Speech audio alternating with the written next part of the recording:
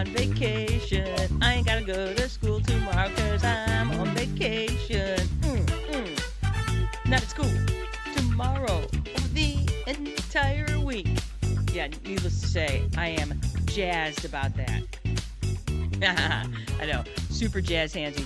Hi, Ann Brothers. Now, what we wearing on our head there today, Ann Brothers? What do we have here? Jenny, this is my ode to Thanksgiving. It's pumpkins and gourds with fall foliage. It's like a cornucopia on your head. That's lovely. Is. Thanks. I'm going to wear it to Thanksgiving dinner, but I thought, hey, and I'm also going to wear it to work at least one day. So I'm like, I need to get some more mileage out of this. So did you buy that or did you make that? I made it, Jenny Brothers. I made it. I think, Ann, we should sell those on Etsy or whatever they call that at Betsy on Etsy. Ann's Bro Etsy. There we go. Yeah, on our Bro Etsy account. Our Betsy. Yeah. So Bretzy. yes, Yeah, I like it. I did. Okay. So it's amazing. You take a little bit of crap from Michael's and or Joann's, you glue it on a headband, and ta-da! And you have wearable art. Exactly. It's lovely. Well done. Mm-hmm. Well, thank you. Well done. Mm-hmm. Yeah, you're ready. You are absolutely ready 100% now. Are you guys are traveling for the holiday? Yes. We are staying at home on this end. We will be fielding. Now, I'm cheating this year, and I know it's ironic that I'm going to sit here talking about turkey prep when we're actually buying our turkey pre-made this year, and it's simply because I just don't have extra time in my life. So, yes, we are Barrett Smokehouse will be supplying our turkey. We'll give you a little review of that, the buying process, the ordering process with Silky Smooth, and they've got a lot of stuff. They have turkey, they have all the sides, they have pies from Yoder's down in Centerville. So I know. We're doing the full schmear, if you will. Good. So, good for you. Yeah. Good for you. Yes, indeed. So I've been selling at my new job, selling turkeys. Like free range, antibiotic free, fresh turkeys, and they are surprisingly expensive. And some of the people that have bought them seem surprised when they come to pay for them. They don't say market price, right? They know how much they are a pound. They are. It depends on, we have, several different farms, and each farm is slightly different priced, but they're I'll say between $7 and $7.75 a pound, which is expensive. I'm not saying that they're not inexpensive, but you have to remember these turkeys on Wednesday had an address. So that's how fresh they are. So. Oh yeah, that's new. That's the new turkey. It is some new turkeys. So yes. So some people, it's like, hey, they're like, wow, that's an expensive turkey. I'm like, that turkey had an address. Boy, you just brought it home, Ann. All of a sudden it feels different somehow. I'm like, oh, people he loved. Yeah, exactly. Other turkeys he loved. Yeah. Okay. I don't know. Yeah. So since we are here on the Sunday before Thanksgiving, we decided we would talk turkey today. So, Ann and I picked kind of our favorite things, and you're going to talk about sort of the side dishes. I'm going to talk about the turkey portion of this because I have a way of making a turkey, and this actually came across. I had somebody that I work with was saying that she struggles with dry turkey. So this episode is for you, Christy. This is your episode today. So there you go. It's your turkey. Pay attention. Take notes. Plenty of time. You have plenty of time to do this. But you know what? If you have a turkey and it's still in your freezer, get that bitch out right now. You're already late. So get to work. Yeah. Yeah. Safely thawing your turkey in your refrigerator takes days. Don't let them tell you that thing that they put on Facebook that says this days. I'm like, no, it's longer than that. Trust me. Yeah, you got a 20-pound turkey. That's a lot of turkey to defrost. Yeah, that's a big deal. So there you go. All right. So then let's go ahead and throw this on the screen. Okay. We want to make sure that we have plenty of time to talk about the turkey and all that sort of stuff. But let's go ahead and get started today. Ann, would you like to take us through, or would you like me to take us through the synopsis today? Either. It doesn't matter to me. You go for it. Okay. So welcome, everybody. We are the Brother Sisters. We're Ann. That's Ann. I am Janice Brothers. Our last name is Brothers. We are sisters. And yes, we would love you to be part of our family. That's why we're here. You're basically an honorary brother sister right now. So we are in our 50s, which means we are Gen X. Not that we are excluding other generations. It's just this is who we identify with because this is who we are. And that means that when we were growing up, nobody gave a shit about our hydration ever. Like I went No. I went entire days without with maybe having 2 sips of water from the water fountain that we all shared no matter how sick we were. Exactly. If it wasn't Kool-Aid, we weren't particularly interested. Yeah. Well, and it's so funny because, we have at our school, we have one of those, we have many of those fountains where you can put your whole water bottle and it just drops the water in, Mhm. which is nice. And it's amazing how many, in fact, the other day, one of my guys was like, Miss Brothers, can I go get some water? And I was like, yeah, dude, I care about your hydration. And he just looked at me. Well, and it's funny because I don't, there's basically not a kid that I teach anymore that doesn't have a water bottle either on the Mhm, table in front of them or in the bag next to them. Everybody is well hydrated in this generation. And, it's funny because I'm not a natural water drinker. And I think it's because I literally spent my life not drinking anything because mhm, we didn't. And like, you just couldn't, you go ask to get a drink of water and Mrs. Connors would look at you, with some serious side eye, like, what are you mhm. really doing out there? I'm like, honestly, I'm just really thirsty. No, no, you're not. Sit down. No, you're not. Sit down. You're fine. You can You're drink fine. after school. Totally. If you drink now, you're just gonna have to pee, and then where are we at then? Exactly. Exactly. So, yes, that Yeah. is Yep. Sorry, Mhm, that hydration thing cracked me up when you mhm. wrote it. So there you go. We on our show we like to talk about smart stuff, dumb stuff, fun stuff, or any combination of the three. And we're not one of those cool, hip, sexy podcasts. We know this because we worry about our finances where retirement is concerned, and we know that we will never be able to retire.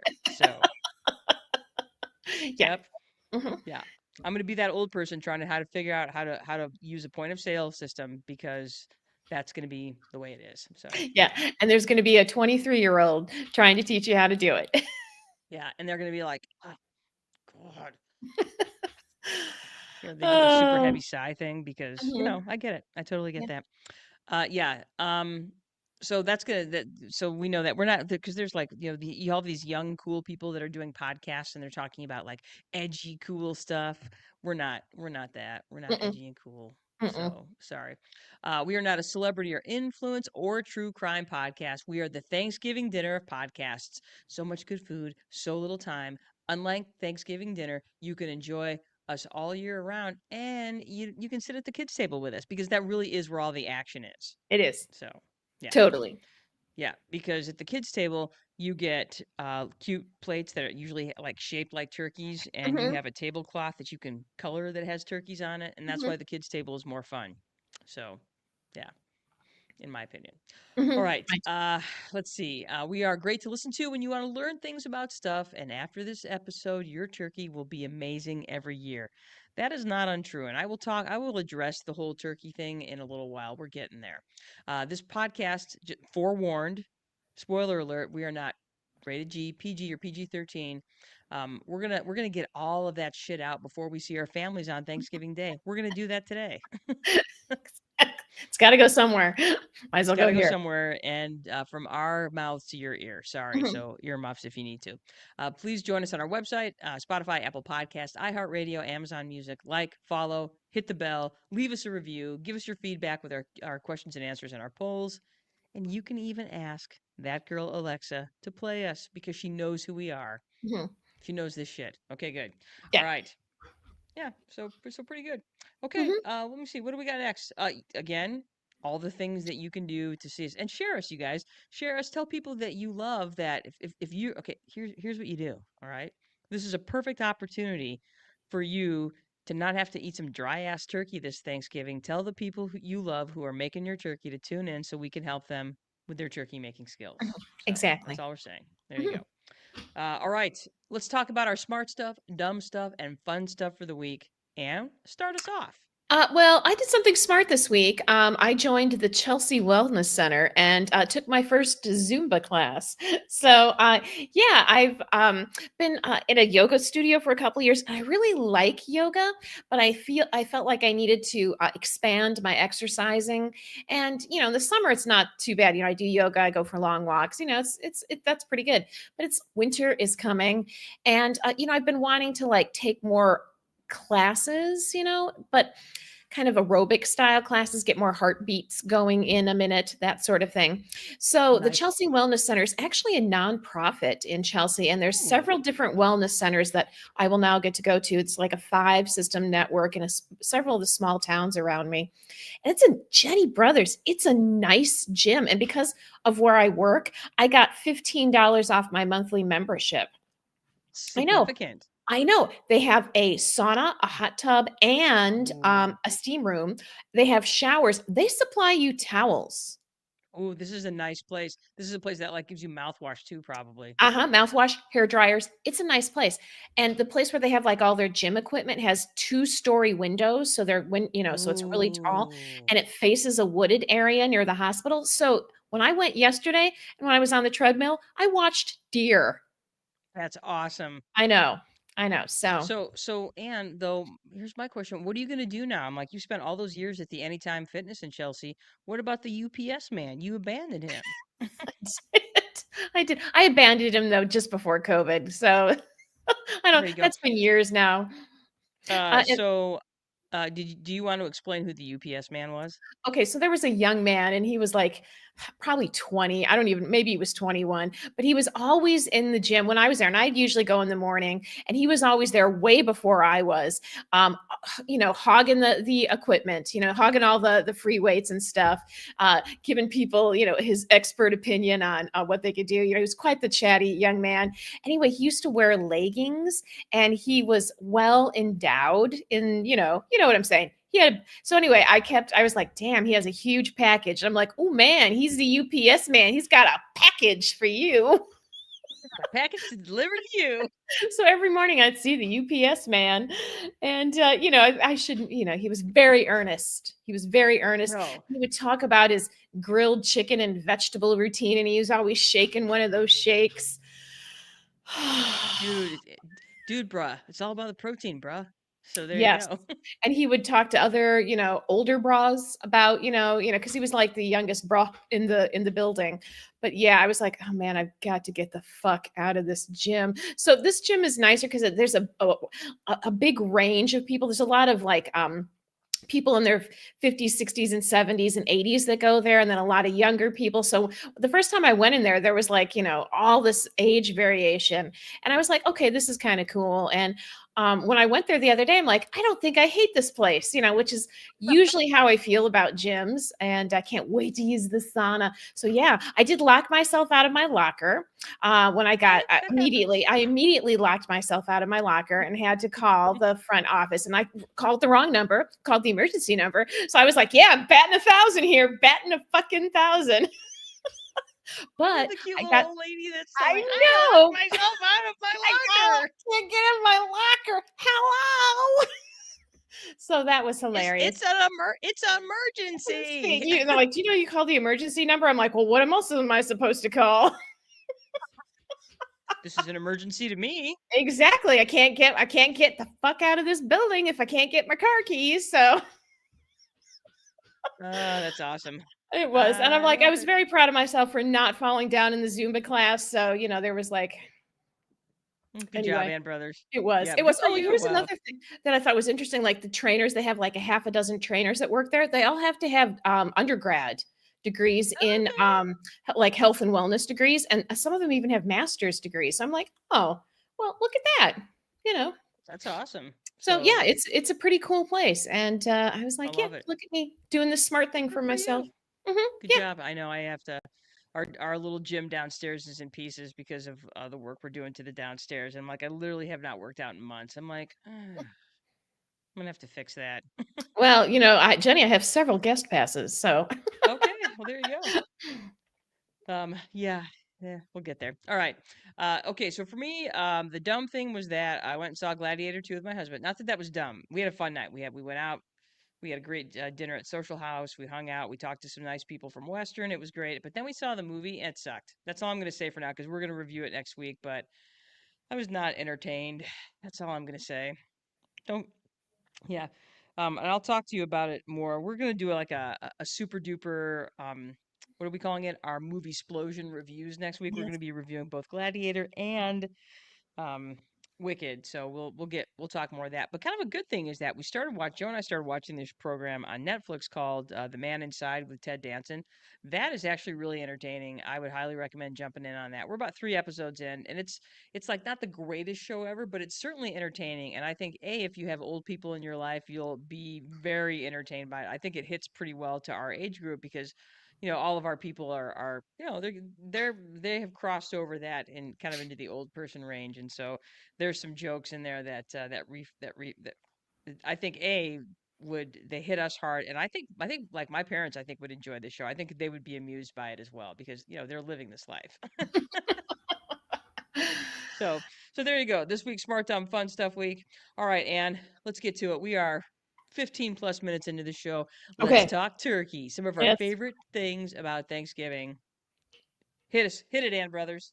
All right, so I'm going to talk a little bit about the foods that we eat at Thanksgiving and kind of talk about their origins and how they have, kind of how did we end up with these foods at Thanksgiving? So the first thing I'm going to talk about is the turkey.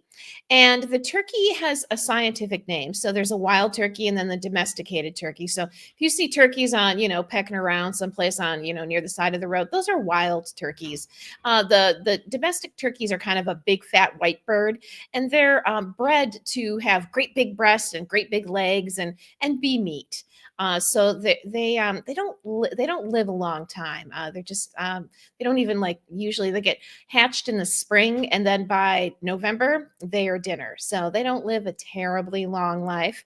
Anyway, but the scientific name for the turkey is Meligaris gallopova, and it is native to America. You're like, oh, I thought it was from Turkey because it's called turkey. We'll talk about that in a second, but it's actually it's a native bird to the Americas. That's one of the reasons why it ended up on the Thanksgiving table because the pilgrims came to America and they didn't have enough to eat. So what are you going to eat? Turkey, because Turkey. that's where turkey came from America. It was domesticated by indigenous people and is what is now central Mexico around 800 BCE, so before Christ epoch, and then also again in another part in the southwest U.S. around 200 BCE. So it actually was domesticated in two different places, and there is some evidence that the Mayans of southern Mexico were likely the first group to domesticate it. And not only did they domesticate it of course, for food, but their feathers are beautiful. Wild turkey feathers are gorgeous. They're kind of, you think, oh, it's a brown and black bird, but the feathers are actually kind of iridescent. They're very beautiful. So not only was it used for food, but it was also used as a way to decorate. And it was this is a domesticating birds is not a simple thing. You think about like how many birds we have domesticated, like chickens and turkeys. There's just, they fly away. They run away from people and they fly away. Well, here's a couple birds that aren't great flyers, and they don't mind hanging around people because we're messy and we leave a lot of extra food for them. So they were domesticated pretty early. The turkey was brought to Europe and Asia in the 1500s. So that's how it finally made it into the old world. So the world, Europe and Asia, was that was taken from the United States or from North America and South America into the New World. So Jenny, do you have a question to ask me? I do, Anne. Uh-huh. How did wild turkeys get to be called turkeys? Well, a lot of people that experienced this bird as food, experienced it through the country of Turkey. So a lot of this, it spread kind of across into England and then into Turkey and then kind of the rest of Europe and Asia. And so it was called based on its destination. So So whatever they called, technically, uh-huh.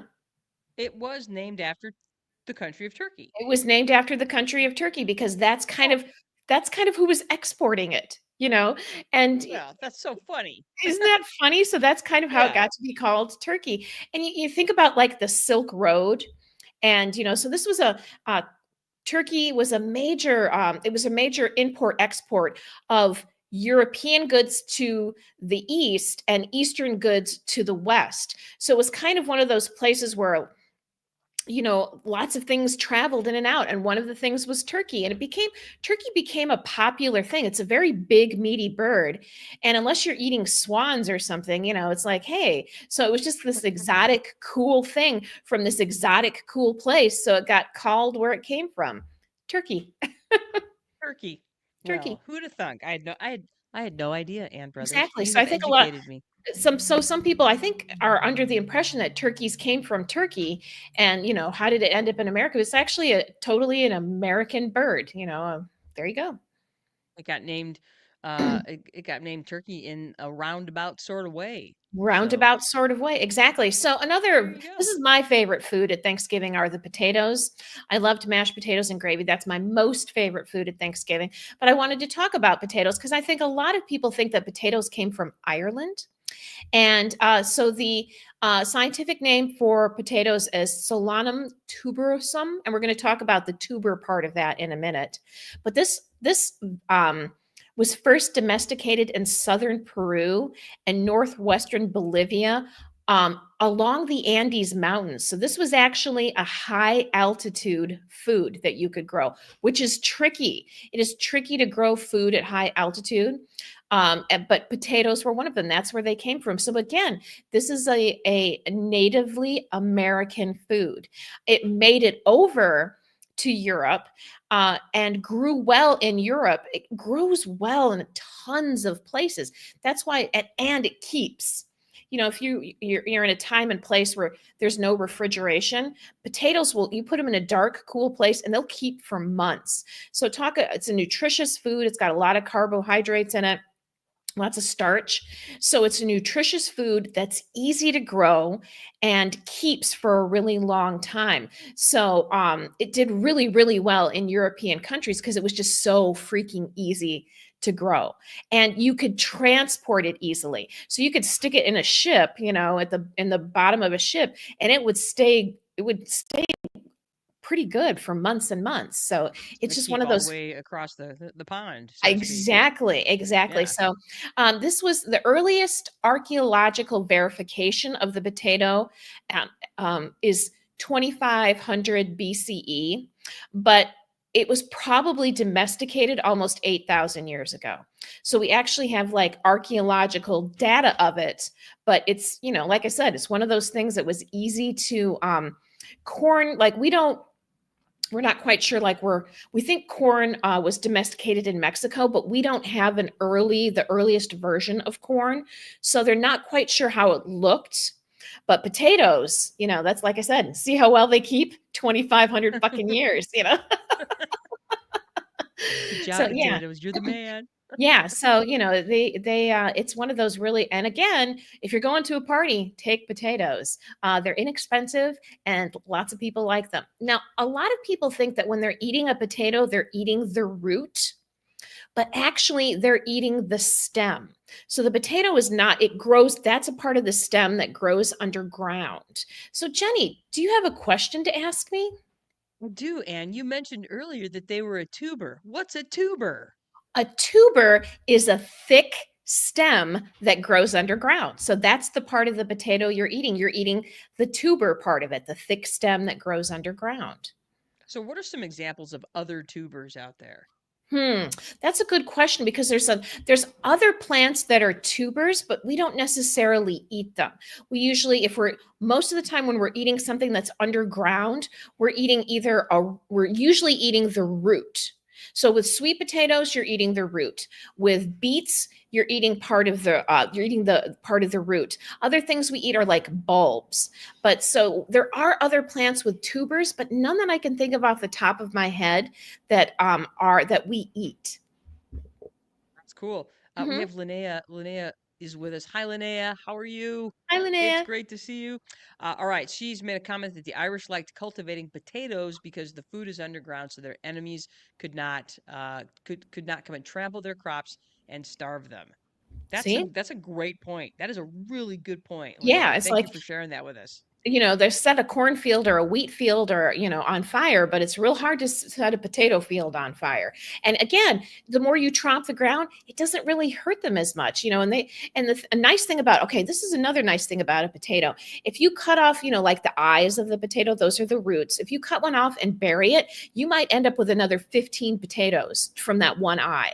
So, man, it is a Joe made food these really good. designed to feed big groups of people. I love it. Joe made little Yeah. potato chippy things yesterday. They were Oh, delicious. Yeah, you might man, get a homemade potato chip thing. Yeah, so I good. love potatoes are my favorite food. I don't care how you do it. I love me a potato. Ugh, fingerling potatoes. I fucking love fingerling potatoes. I love those. So yeah, so Yeah. again, uniquely North American, South American food, So of course it ended up on the Pilgrims Thanksgiving table. Everybody has them like, oh, what are we going to feed these dumb white people? I know, potatoes. Potatoes. Yay. And the thing So is too, you speaking of think sweet about, potatoes, well, I was also going to say, here's a food, the potato.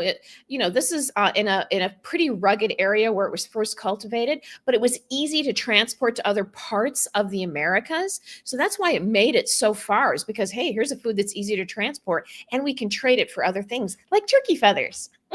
nice. Mhm. All right. So the sweet potato, this is a Pomoya batatatas. That is the scientific name. And it probably originated in the Yucatan Peninsula of Mexico and the Orinoco River in Venezuela. And I want you to notice something.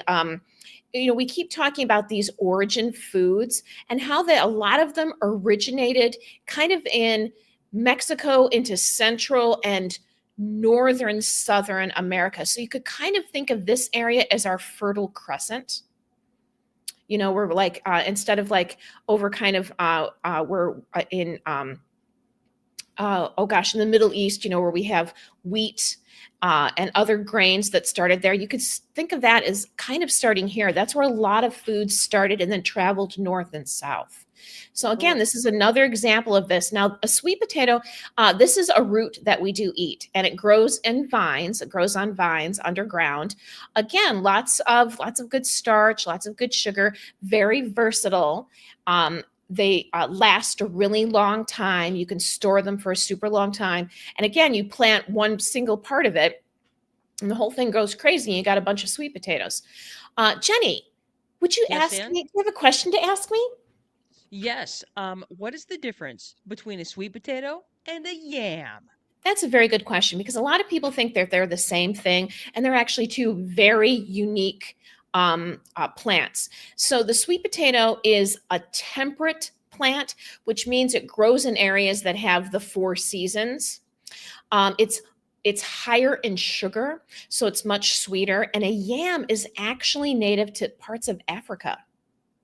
I remember taking that in a class and learning that, and I was like, what? What? Yeah, and it's actually a tropical food.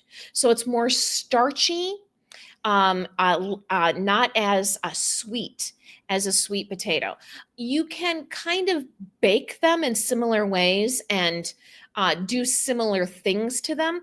But a lot of what happened really is that a lot of enslaved people who were brought from Africa found a lot of similarities between the yam and the sweet potato. And that's kind of how it gained a lot more popularity in other parts of the country, was that this was considered a food that you would give enslaved people in the South. And then they ended up spreading it across the United States because it was a food that was similar to what they had in their native parts of Africa. So there is a difference between them. You can see here, they kind of look, you're like, oh, they're big, big starchy, things. They're big starchy wads, basically. So you can treat them in a similar way. You can Sure. bake them, you can roast them, you want to peel them. They're fairly easy to grow, but and I've grown sweet potatoes in Michigan. So even though you can grow them just about at any place you grow a potato, yams you have to be in a tropical area to grow yams. So and you couldn't grow them here in Michigan because we're a temperate region. So we experience all four seasons. So there you go. Sweet potatoes. So again, a sweet potato is one of those things that easy to travel.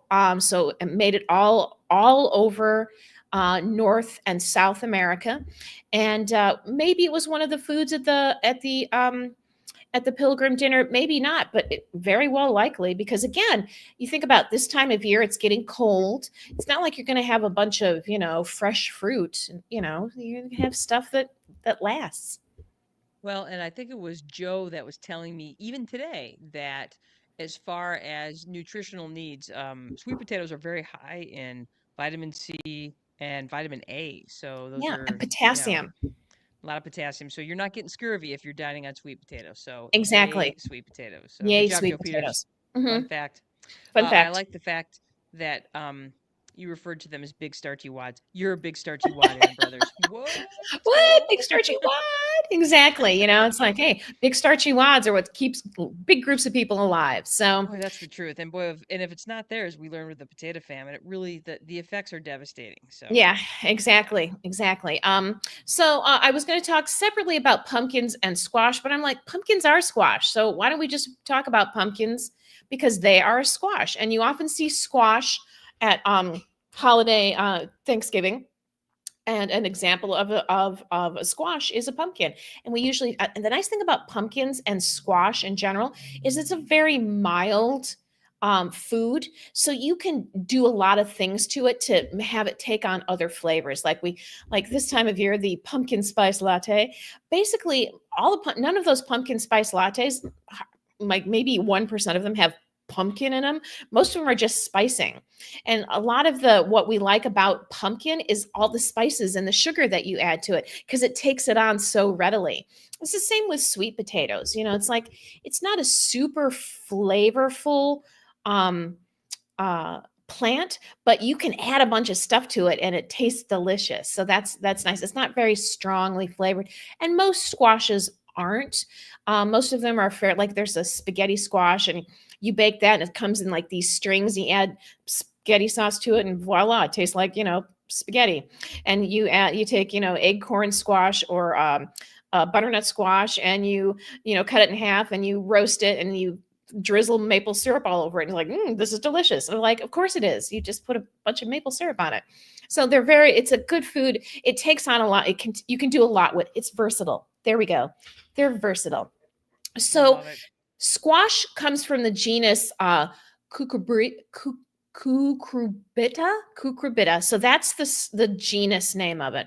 And then the pumpkin specifically, it's the one that we use for, and I picked the ones, the pie pumpkin. The scientific name for that is Cucurbita Pippo. So that's the scientific name for pie pumpkins. Now, if you want, every sort of pumpkin has a different scientific name, but I thought I'd focus on pie pumpkins because those are the ones we usually eat because they have a higher sugar content. So they're more sweet. They're the meat of the pumpkin is easier to use. It's softer.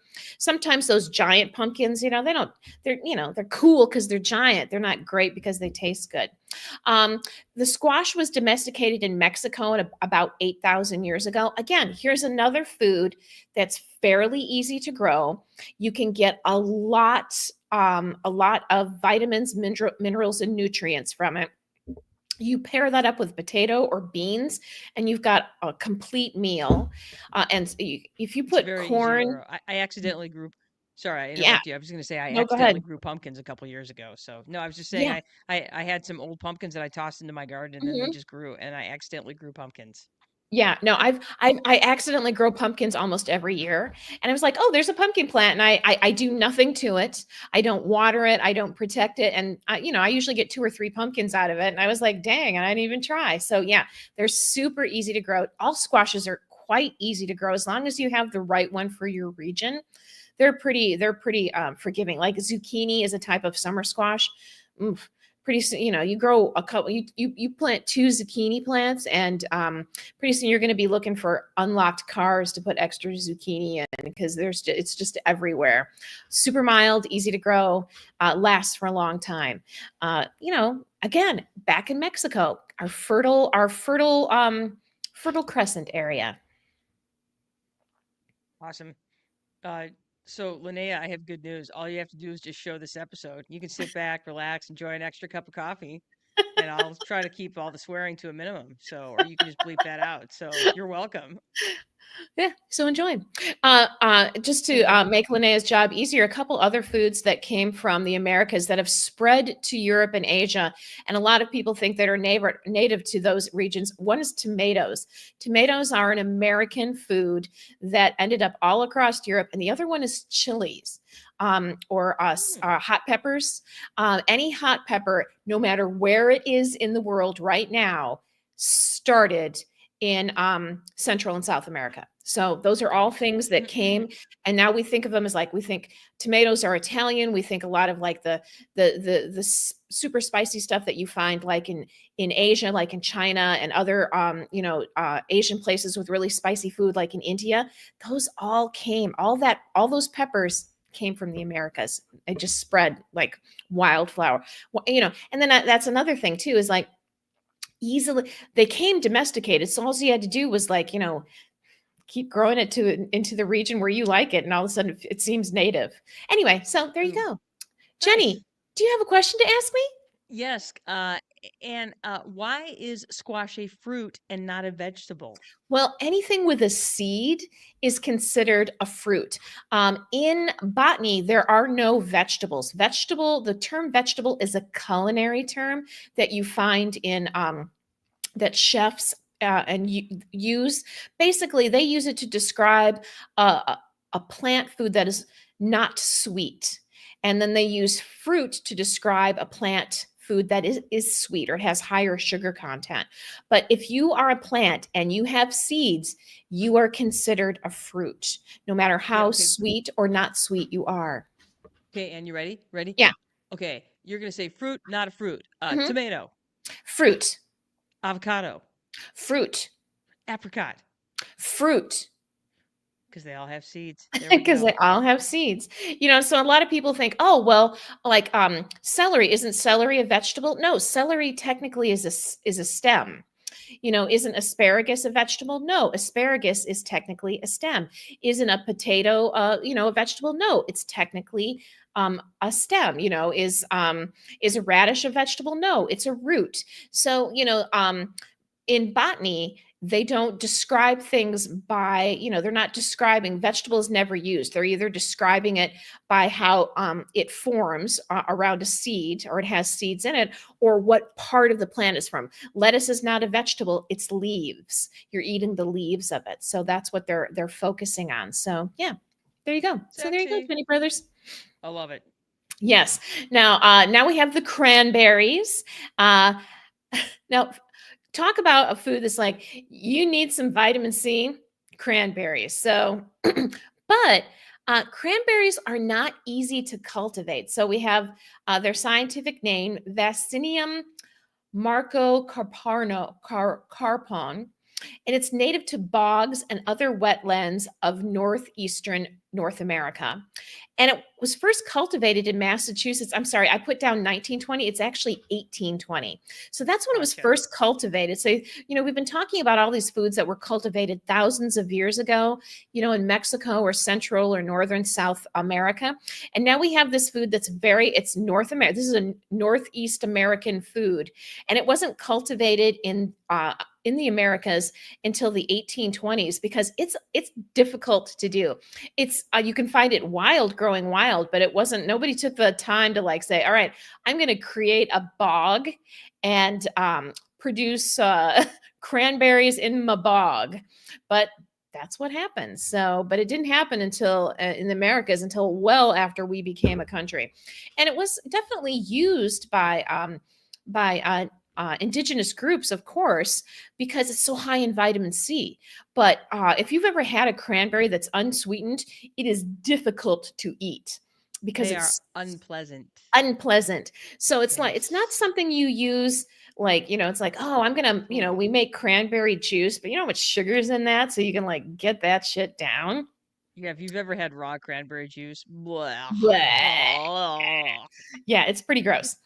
So yeah, It's terrible. so it's funny that this food was, but again, it's a food that lasts. And if you're, if you're going to a party and and the people that you're throwing the party for are starving and probably have scurvy, then cranberries are a great thing to bring because you know, kind of all my teeth are falling Hey, out and I ate these and I feel better. then I Like, feel okay, better. there you So you would use them. They were used more as a seasoning, not necessarily something that you would eat. It's like, hey, I got my own little, packet of raisins. Nothing like that. It's not, ooh, cran raisins. Ooh, no. Again, tons of sugar. so much sugar. And they dry them out, which makes the sugar content go even higher. So, Way no, higher. no. So yeah, so that's so this was again an American food that has traveled all over the world, and of course it's a joke, that you flop it out of the can, cut it up, But Where my cranberry sister, live. a couple years ago, my sister-in-law made a cranberry sauce, and then I was eating it on vanilla ice cream. It was very good. Nice. Well done, Liz. Hmm. Um, it's funny because when I was doing a bike ride across Wisconsin. Central Wisconsin actually is a pretty they have a very vibrant cranberry communities in that Hmm. neck of the woods. I'm thinking of Toma, Wisconsin. I don't really love that part of Wisconsin, but they do grow them some cranberries over there. So Yeah, yeah, yeah, yeah, it's that's mm, yeah, it's a thing. We've been able to make it into a thing that, we can definitely process and use, but it was tricky. It's not easy like potatoes. Potatoes are easy. Cranberries are hard. yeah. Jenny, do you have a Yes, question and for me? Mhm. I do. What's a bog? Excellent question, Jenny. A bog is a Thank you. type of wetland. So you have bogs, and what makes a bog is that that's where you get peat or peat moss. So you have lots of okay, so um, peat moss is you can use it as a source of fuel. It burns really readily because it's full of dead stuff. It's full of Lots old of carbon. decomposed dinosaurs and such. So it's a type Mm, of wetland, and that's the type they grow in is bogs. Swamps are a type of wetland. Fens are a type of wetland. There's another one. I can't remember what the fourth one is, but bogs, swamps, fens. There's another type, and I can't remember. But yeah, there's four types, and this is one of the types. And this is a type where you find peat moss. So not only do you have to have, not only Marshes. yeah, marshes, thank you. Not only do cranberries they have to grow in a wetland area, it has to be specifically a bog. So there you Well, go. So we don't have a there ton you of go. bogs in Michigan. We drained them all so we could build houses. But yeah, so you have to have that type of wetland. So there you go for There cranberries. you go. Yeah. Those are the foods. Yeah. Four main types of wetlands: marshes, swamps, bogs, fens. I like Fence. Yeah. fen. Yeah. Yeah. There you go. Yeah. Okay. Yeah. There you go. Fun Hmm. stuff. All right. Well, we've danced around it. Now it's time to talk about the turkey. Hmm. Hmm. Uh, so this we got in this conversation because Anne is not a turkey lover, and this so like my favorite part of the meal is the turkey, and Anne's favorite part of the meal is the potato. But Anne actually eats my turkey, so that Hmm. I make, which is a Yeah, good it was sign. so freaky. I mean, like I went back for seconds. I'm like, I never do that. Turkey's like, all right, I'll take my dry piece of turkey and cover it in gravy. And where's the potatoes? Yes, so my patron saint of the kitchen is Ina Garden. I have a picture of her. And this started for me. I was watching Barefoot Contessa at my mom's house. This was like 15 years ago. And she was doing a Thanksgiving special where she was like preparing a bunch of her Thanksgiving foods. And I was watching her prep her turkey, and it made me all misty a little bit, made me want to cry a little bit because it looked so good. So then when we first moved back here, I decided I was going to do this turkey. And so I did my research. I watched Alton Brown. I watched Ina Garten, and I was ready to prepare my turkey. And I got to tell you, I pretty much crushed it and have been Hmm. crushing it every year ever since. So Hmm. let's talk about what's the big deal. So, disclaimer, I'm going to just say this right now. This is how I do my turkey. Don't have a meltdown because it's not the way you do your turkey. Okay, you do you. Do whatever the fuck you want. It's your fucking turkey. Okay, so just chill. Because you start talking about the way you do your turkey, and people are like, oh no, that's not the way to do it because of this and whatever. I don't care. Do what you like. But like I said, this is I have made this turkey a number of times, and it has been very successful in terms of its both reception and it's good, it tastes good, it's delicious. So if you want to try it out, great. And if you don't, by all means, enjoy your dry ass turkey. Okay, so first let's talk about why your turkey is dry. Because it's supposed to. Okay, number one, a turkey itself is about 75% water because it's an organic being. But you also have to remember that, most turkeys, the average size turkey, I want to say, is like 16 pounds. So when you cook a 16-pound turkey, it's got to be in your 325-degree oven or 300-degree oven or however long you do it for a long time. And as a result of that, most of the water in the turkey vaporizes out of the turkey. So you end up with this dry turkey. Okay. And that's not brain surgery. That's just, this is what happens when you heat water to 300 degrees. And there you go. Okay. So the solution to that is you got to brine that bitch, brine your turkey. So it's not brain surgery, it's brining, as I would learn. So this is why. So what does it mean to brine a turkey? When you're brining your turkey, what it means, you're going to soak your turkey in a saltwater solution for anywhere to 24 to 36 hours prior to cooking your turkey. And you might be saying, well, why should I do that? And the answer is you submerge turkey in salt water. What you're doing is you're coaxing more water into the tissue of the turkey through the process of osmosis. Yay! Yay! Osmosis! Osmosis! Osmosis. So let's talk about what that means. Okay, so um, your cells are made of the outside of your cell is made of a semi-permeable membrane. So osmosis is the movement of water molecules across that cell membrane from a system of a higher concentration of molecules towards a lower system of molecules, and that's known as passive transport. And it's nice because it doesn't require energy to do it. All it requires is a concentration, the gradient that moves from high to low. And that's pretty much the way everything works in nature, whether it's energy, whether it's concentration gradients. Energy always moves from systems of high energy to low energy. And it just so happens that in diffusion, osmosis, which is a type of diffusion, when you have tiny particles of stuff, they move from concentrations to higher concentrations to lower concentrations. So when you are submerging your turkey into your bucket of, so when you make a brine, you basically take a cup of salt and water and other fun things, and you stir it up, you put your turkey in it, fill that the rest of the way with water, so that your bucket of water has a much higher concentration of water molecules in it, even if there's some salt in it compared to the turkey. So that water is going to flow into the turkey, and you know, so the bucket has a higher concentration. So when the salt is added, the salt crosses the membrane with the water into the turkey.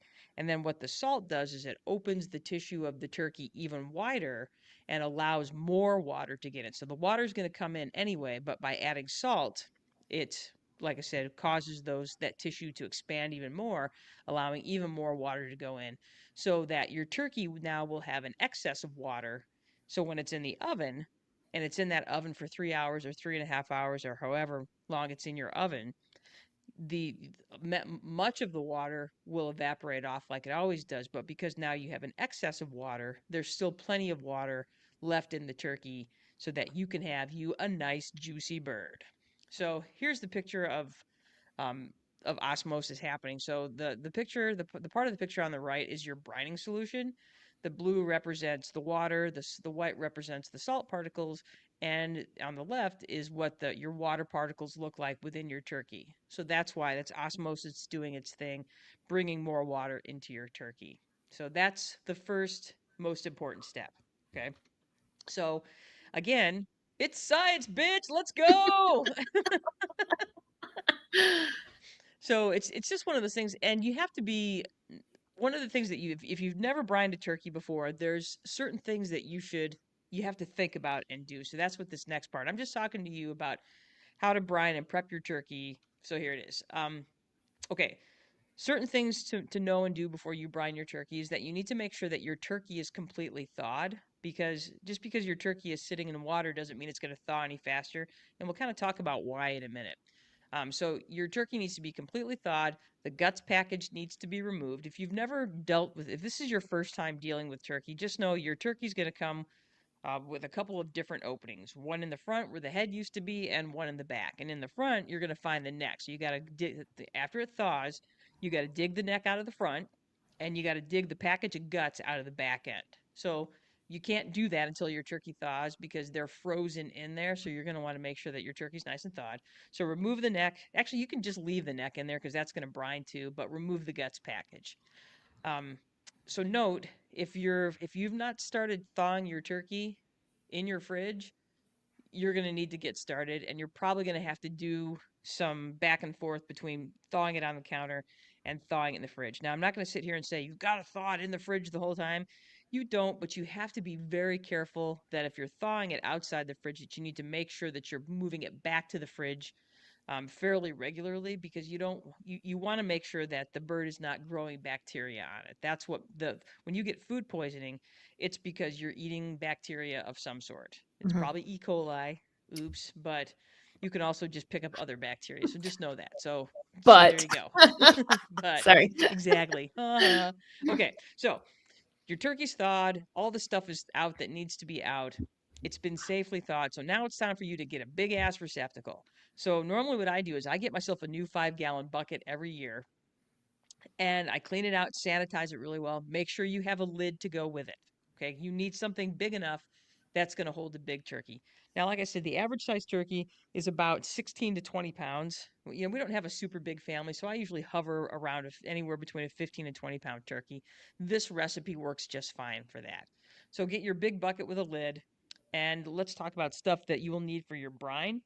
Your brine consists of um, a head of garlic that's peeled and smashed, um, teaspoon or tablespoon of rosemary leaves, tablespoon of thyme, tablespoon of sage, and I like to use fresh for all of those. You can get the dried spices, which works perfectly well, but I think you get a little bit more better kind of infusion if you're using the fresh stuff. You need a cup of kosher salt, half a cup of brown sugar, some maybe a tablespoon of black peppercorns. I usually crush mine up before I put them into the brine. If you have like a mortar and pestle, if not, a plastic baggie and a hammer works just as well. So that's a thing too. And then you want at least a gallon of a half of water. That kind of depends. You're also going to slice up an onion and put that in there as well. So there's lots of different flavors and aromas and yummy things that are going into that brine. It's not just salt water. You can do just salt water and it will work perfectly fine. But these are just ways of infusing other little flavors in there. So when you are putting your turkey in your brine, start by putting your kosher salt in the bucket and use nice hot water, and stir as you add that water, because you want to dissolve that salt as much as possible before you put anything else. So dissolve your salt in your warm water, stir it up, and you're only going to put like maybe 3 inches or so of water into that bucket, that nice hot water. So then once you get it nice and dissolved, throw all of your ingredients that I just talked about in there, then put your turkey in. So you're going to grab your turkey by its legs. You're going to drop it in head first, even though I know there's not a head, Where the head was first. where the head used to be first. Hmm. And then you're going to add more water. You're going to add enough water. Normally, what I do is I add enough water to cover about half the turkey. Then I start throwing in some ice. Then I throw in more water, because you want your water and ice level to be above the turkey. You want to make sure that that whole bird is getting submerged. And then you're going to top it off with more ice. So, again, add enough water and ice so that your turkey is fully submerged in the brining solution. Add more ice to it. Um, and the reason that ice is so important is because if you're like me, I don't have refrigerator space to keep a bird in brine in my refrigerator for 24 to 36 hours. So I end up keeping my bucket outside. So I brine it up really good. I ice it up really good because I want to make sure to keep that temperature. A safe temperature is, I believe, 40 degrees. 42 degrees is considered safe temperature, 42 degrees and below in a refrigerator. If it gets above that, you're going into what's called the temperature danger zone, which is the temperature at which bacteria can start to grow. The nice thing is that if you have that turkey in salt water with tons of ice packed in it and you've got it covered, your water solution is going to be damn near close to freezing. It'll probably only be about maybe 30 degrees Fahrenheit, and that's because that ice waters it's making a nice saltwater solution, which is actually colder than freezing temperature if you're doing it properly. And again, so your bird's not going to thaw. That's why it's important to have a thawed bird at this point, and that's why you're going to inhibit that bacteria from growing. And so even though you're have it outside. And the nice thing is this time of year it's pretty chilly outside anyway, so you don't have to worry about that ice. Like if I ice up my bird that first night, I usually don't have to re-ice it again because A, that solution is so cold, and B, it's cold outside, so it works out. Now, I usually start my brining process Tuesday night. So here we are. Thanksgiving is Thursday. I put my turkey in the brine Tuesday evening, and so mine usually brines for about 36 hours. But you can just do it for 24 hours, and it will still work great. So that's, and then I keep it kind of close to my door. I usually go in and check on it. I make sure to kind of cover it with something so, if there's critters out there, they're not going to, clean it so that, I've never ever had a problem with some critter being like, hey, I love turkey. So you just have to make sure everything's sanitized and that sort of thing. Okay, so here's Thursday. I usually get up fairly early in the morning on Thursday. You want to make sure, because then it's time to start prepping your turkey. So you want to make sure that you give yourself plenty of time. You want to give yourself 60 to 90 minutes to prep your turkey before you stick it in the oven. So this is sort of what I did before was kind of Alton Brown's process for brining a turkey. Now we're doing Ina Garten's process for making your turkey. So get your turkey out of the brine. I'll usually pull it out of the brine. Either usually I'll do it outside. And I'll just pull that thing out and drop it onto a big old cookie sheet, and then I'll walk it into the house.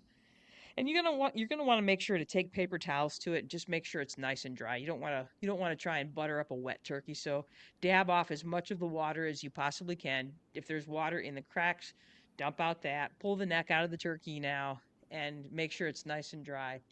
Um, so then after that, you can start the rest of the prep. So get it nice and dry, and then you're going to go through the next phase. Look how beautiful she is. Ina Garten is my princess, and Uh-huh. someday, if I'm lucky, I'll get to have dinner with her, and I'll have Mm-hmm. lots of questions for her about what Mm-hmm. she used to do before she was the Barefoot Contessa, because the woman has lived an interesting existence, that's for Mm-hmm. sure. So anyway, my bad. I got off enough. All right. So again, disclaimer: this is how I do my turkey. Choose to ignore it if you want or keep watching because it's that good. Okay, wait.